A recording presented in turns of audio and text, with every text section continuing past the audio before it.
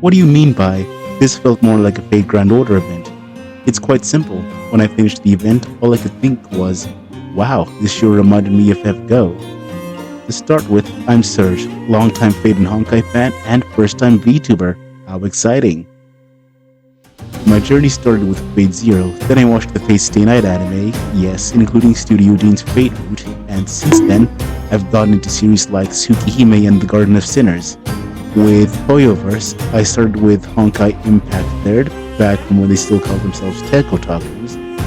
I then tried Genshin and bounced off it, but I was one back with Honkai Star Rail and later Zenless Zone Zero. So now that I've established my history with both series, I'll just get it out of the way. Overall, it was honestly a pretty solid event. Saber and Archer were very faithfully represented in both story and especially in gameplay.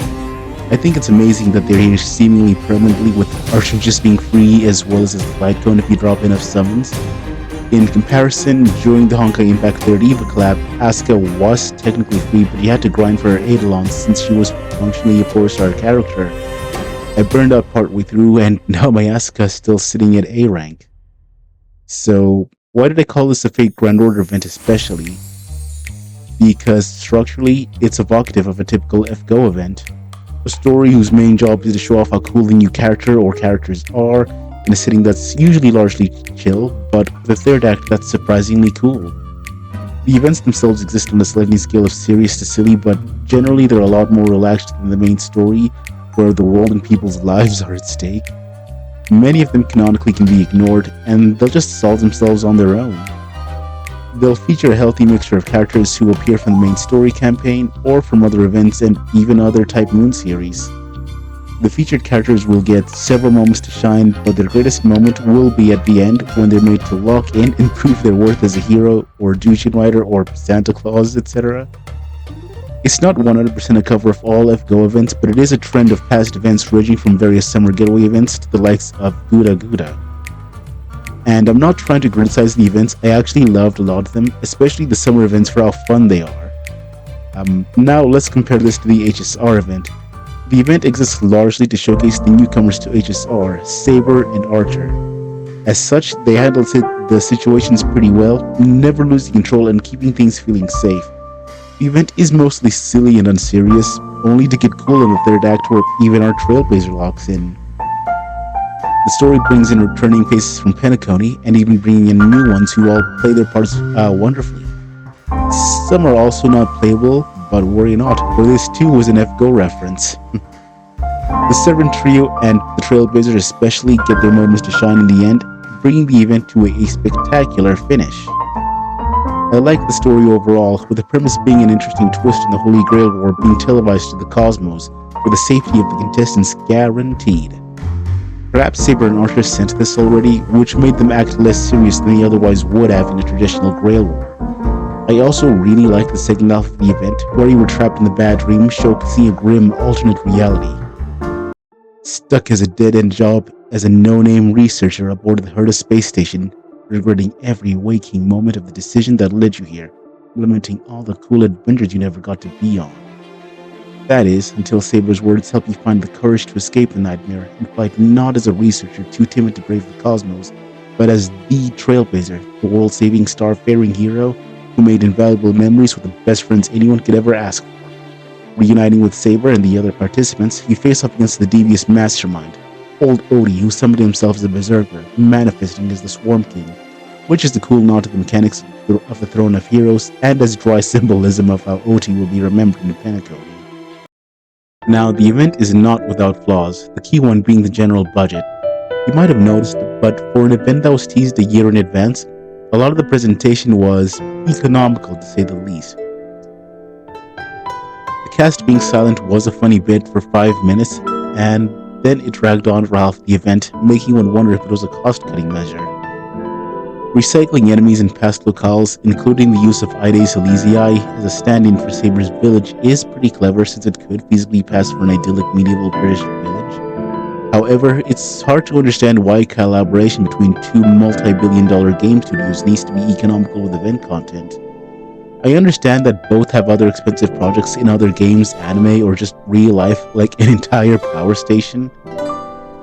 it can be a problem for FGO 2, where they'll periodically use assets from main story maps, or rework them for new events like turning existing enemies into seasonal variants. Fun thing, the current ongoing summer event for FGO's English server, as of recording, is a return to the map for the third summer event, Lulu Wawa. I also questioned the decision to make Scott the star of the event. I understand that he has his fans for some reason, but he got too much presence in the event and was treated like he was Shinji Mato. Scott is a bad person, so I can see why he was chosen for that. However, Shinji is arguably much worse because his sins were a lot more personal to the roster of Stay Night. And by comparison, Scott is just some guy who's mean and cowardly. Why is he getting as much screen time as the important guest characters? I do also wonder if they should have done the thing they started doing with FGO events, where they segment the story so that parts of it are unavailable for several days, encouraging players to log in every day, and so the whole event doesn't feel too short, which has become a recurring criticism for Star Rail especially.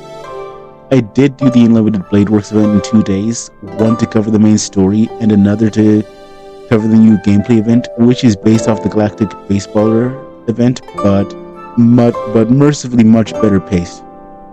It's also really fun too, you should check it out. And there's one aspect that leaves me torn. On one hand, I wanted a more elaborate crossover with deeper interactions between the Honkai and Fate casts. The celebratory artwork teased exciting pairings like Caster fighting the Herda, Maide with Berserker, and even Ilya with Sparkle for some reason. And they're all things I'd love to see explored in game. But at the same time, with Nasu himself supervising, perhaps greater collaboration could have caused further complications, as he does have other commitments within Type Moon. Projects that fans have wanted to see, like a sequel to Witch on the Holy Night, or the entire second half of Tsukime's remake, which we've had radio silence on for almost 4 years now after the first 2 routes.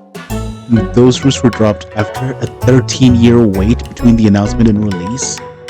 By the way, did you know there's a subset of Type Moon fans who hate FGO specifically because a lot of other projects were delayed seemingly in favor of it? I think that's interesting.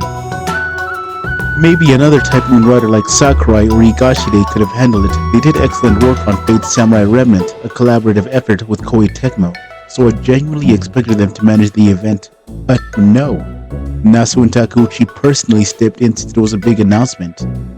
Hopefully this didn't divert too much of their precious time, because I genuinely want to see the other side of the Red Garden sometime before the heat death of the universe. Wait, what? He just said in an interview that he might have made more works if he wasn't working on FGO.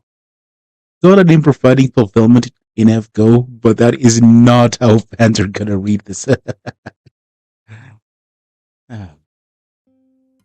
There's also strangeness around Lancer specifically, and how he didn't do a lot in the event, despite getting an entire new design and being coded in the game like a playable character. I want to think that we'll get a part 2 with more characters and maybe that rumored new planet, since we're supposed to be getting another free 5-star hero this year. But I'm starting to suspect that might actually be Sirene or someone connected to Amphorius, or one of the Express crew getting a new special alt.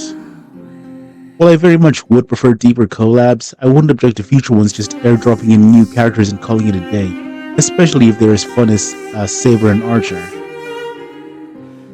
And yes, I still recommend getting into Fate if you enjoyed this. Start with Stay Night's visual novel if you're up for reading the full original experience. Otherwise, you can choose either Unlimited Bladeworks anime, then the Heaven's Feel movies, or even Zero and then the Stay Night anime. Heaven's Feel and Zero spoil each other anyways, so it's just down to whatever looks more interesting to you. And after that is the rest of Type Moon's library, including other major visual novels like Tsukihime, especially Tsukihime. If you played through the event, let me know your thoughts below in the comments. Like and subscribe if you enjoyed the video. Until then, this is Serge signing out. Recycling enemies from and past locales, including the use of Aids Elysiae. Recycling enemies in past locales, including the use of Eidos Elysiae, is a standard for recycling past enemies and locales. Recycling enemies in past locales, including the use of Saber's Eidos Elysiae, is a standard for Saber's. Why am I not reading this correctly?